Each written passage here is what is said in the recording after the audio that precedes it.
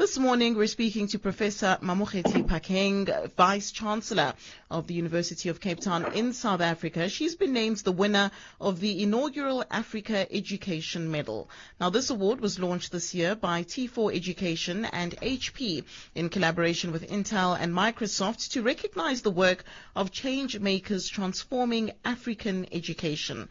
Professor Phakeng was chosen as the winner from among 10 finalists across the continent, including Tanzania's former President Jakaya Kikwete. She joins us on the line to discuss this win. Professor, good morning and welcome to the show. Good morning, Aurelie. Thank you so much for inviting me.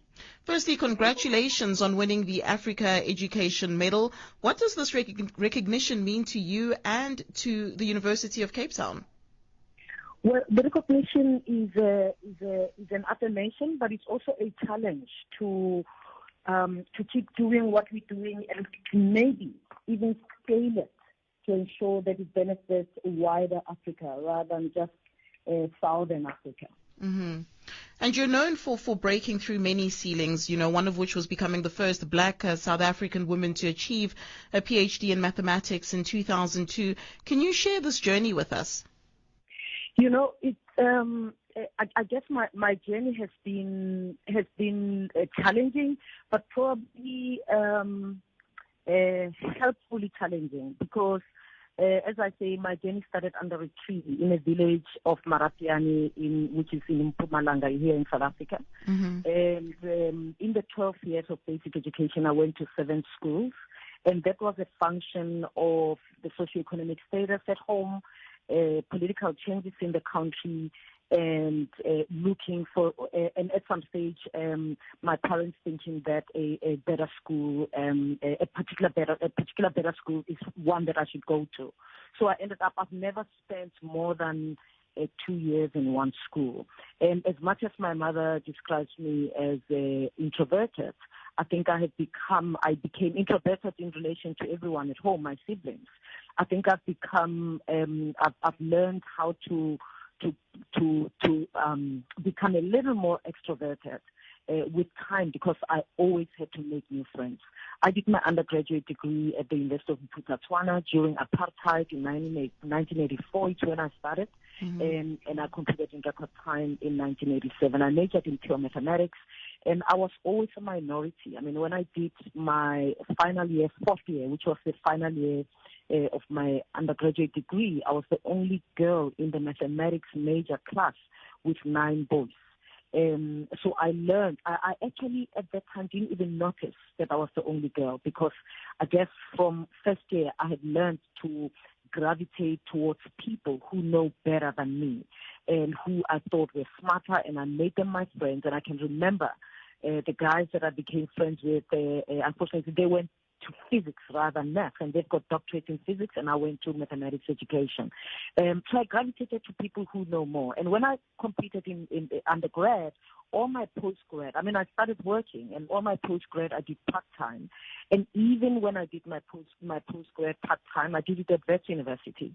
Mm-hmm. I always opened myself up to people who were better. I can remember Melanie Graven was a very close friend of mine. She's still a friend. She's a professor at Rhodes and in Australia.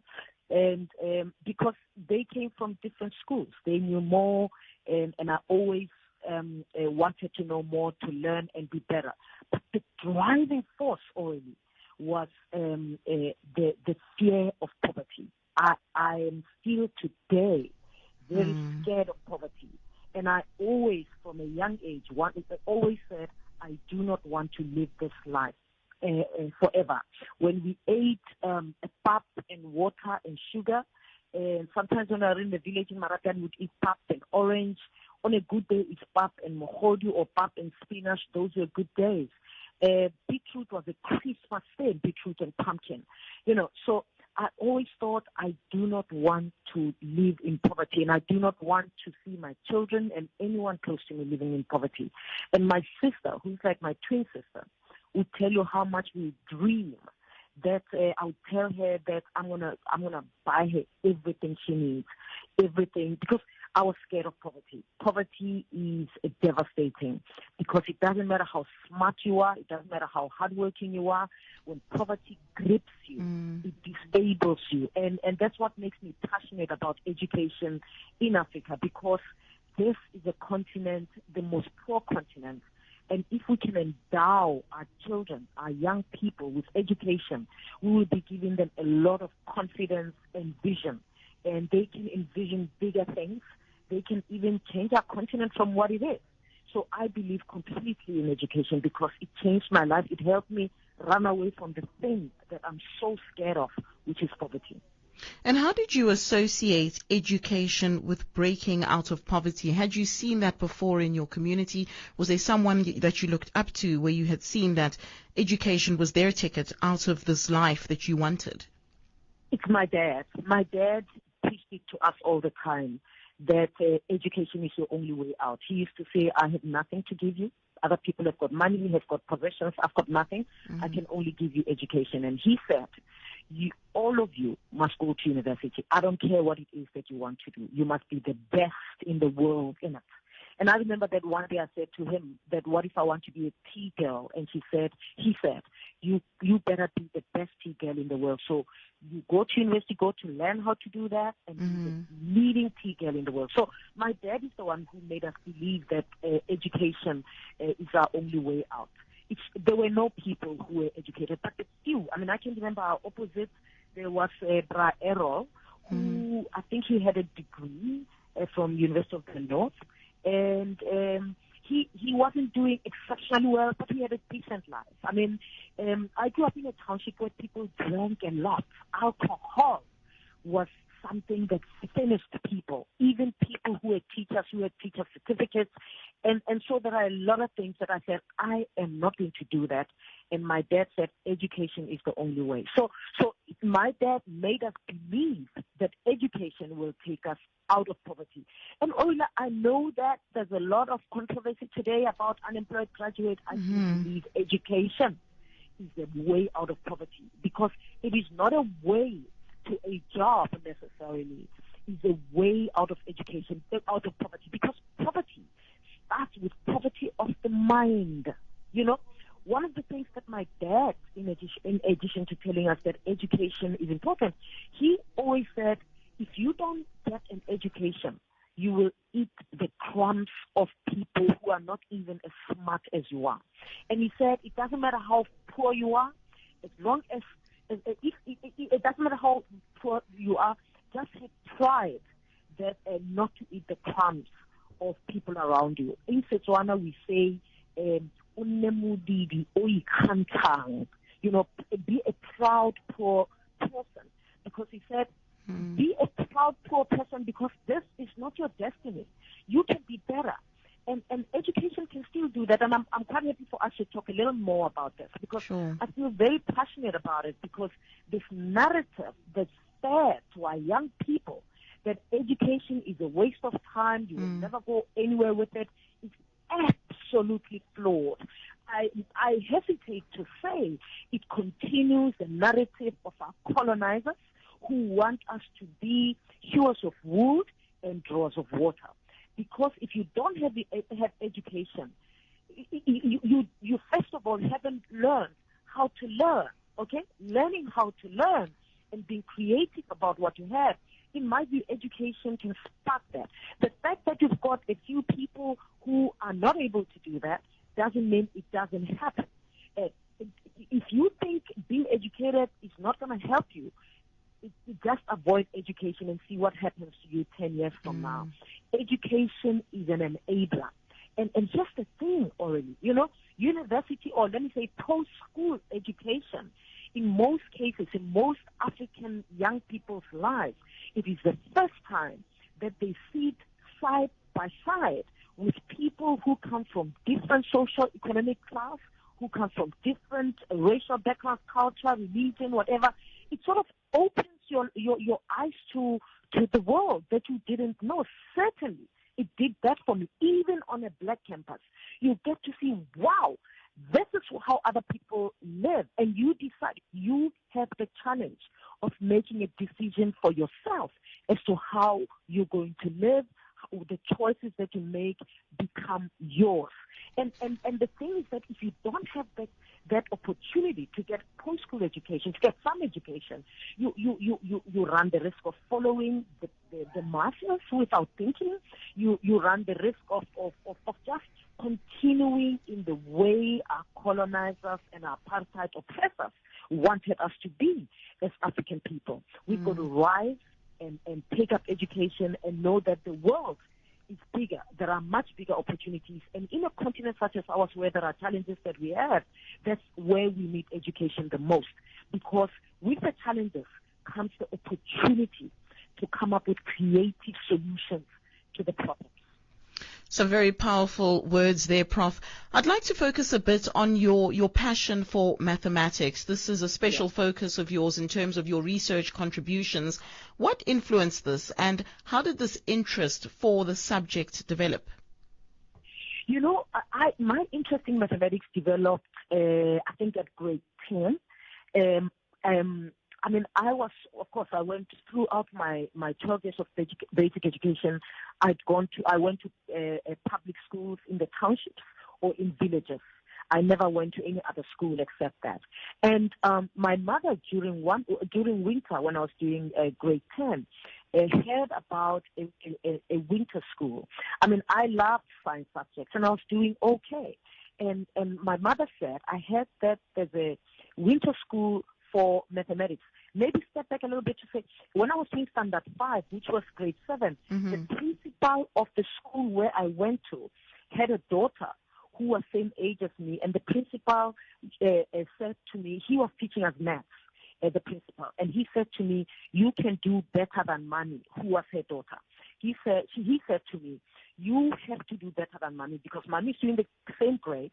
So every time we write a test, he would bring Mami's script, and he would punish me if I get less than Mami, even if I got a 70% and Mami got an 80%. And Mami was going to a better school. Wow. And so I grew up, and he said to me, I know you are capable. You can do this. And so this thing of you can do this that came from Mr. Mutiang, who was my principal, lingered.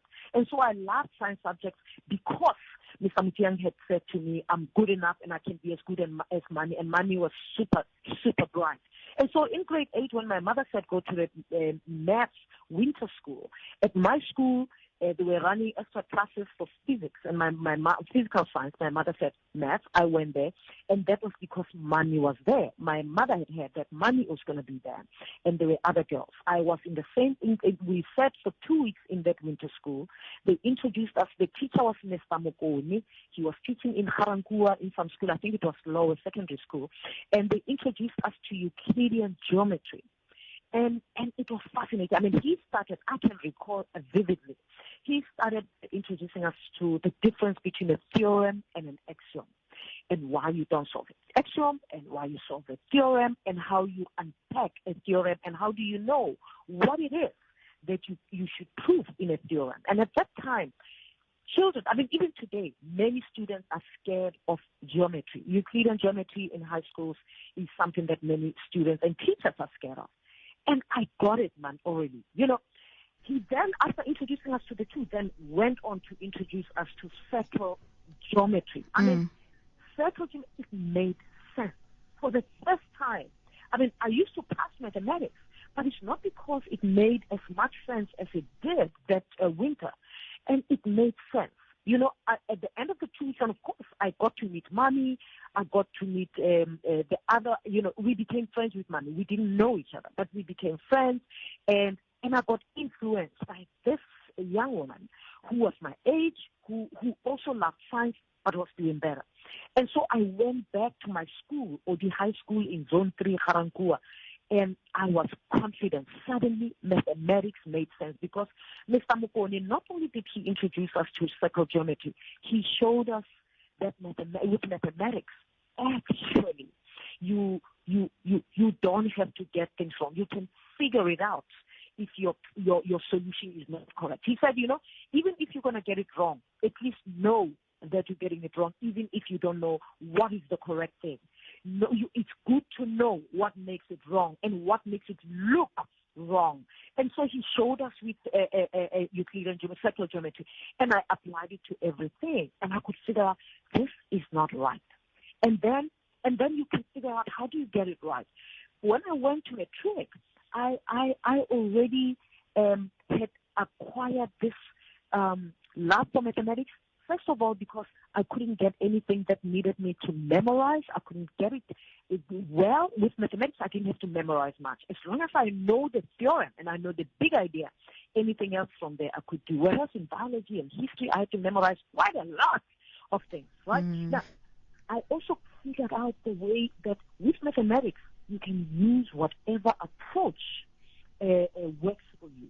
You know, and I loved mathematics from. So my love for mathematics, I think, solidified at grade 10. Before then, it was the belief of my teachers in my ability to do mathematics. But from grade 10, my mathematics became a hiding place because I figured I can get mathematics. And it was interesting, if you got mathematics at high school, the teachers assumed that you were smart at everything, you know, because you were getting the math. So it made me, it gave me an identity, but it gave me comfort, and I hid in it. Of course, it became a strength, but my love for mathematics when I got to university, as much as it was a strength, it became a weakness. Because when I got to university, I focused a lot on mathematics. I didn't care for anything else. And so my chemistry went down bad. I failed chemistry 40-something at the end of the first semester. And I also failed biology because I didn't pay attention. And I was registered for 5 modules. And I passed 3 modules and failed these 2. And I went to the counseling center and I said to them, I don't like these things. They said to me, why do you fail? Because I wanted help. They said to me, tell us, how can you get above 70 for maths and you get 40-something for biology and chemistry? And I said, because I didn't make time to study them. I love maths. And they said, why didn't you make time? I said, I don't like them very much. They don't make sense. And I had passed education and special English, and I can't remember the third subject. The third was mathematics. And then they said to me, so what do you want to? What do you see in your future? I said to them, I only see mathematics in my future. And I can remember the counselor was Dr. Matabe, who became the pro-vice chancellor at the University of South Africa many years later. She said, if you love mathematics and that's all that you want, then focus on it. Many people can't do mathematics. Just take any other 2 subjects. One of them is going to be your major. So you major in mathematics and something else, and off you go. You don't really have to do chemistry. And then they said to me, do you think physics would go? And I figured if I take physics, I'm going to have to add 1 more year to my degree. And I said, nope, physics is going to need me, because it's got prerequisite, it's going to need me to spend 1 more year. I don't want to spend 1 more year. My parents gave me 4 years. I must get 4 years and get out. And so I said, I'm going to take Setswana. So I ended up majoring in mathematics and Setswana. I took psychology. I took psychology as an elective, and they said, but if you do that, you're going to have to take a BA education rather than a BSc education. And I said to them, if I do that, I'll still do maths to the final year. They said, absolutely, you'll be the only BA student majoring in mathematics. And that's what I did. I thought, I don't care for anything. I love mathematics, and I'm going to go with it. And I went with it up to final year, finished in record time. In my final year, I got 74%. I regret. I think I should have gone back to get my 1% distinction. But I was so desperate to get out of university. I had what I wanted. I got my mathematics, and everything else was just an accompaniment. And I really think young people should really find out what is it. Don't get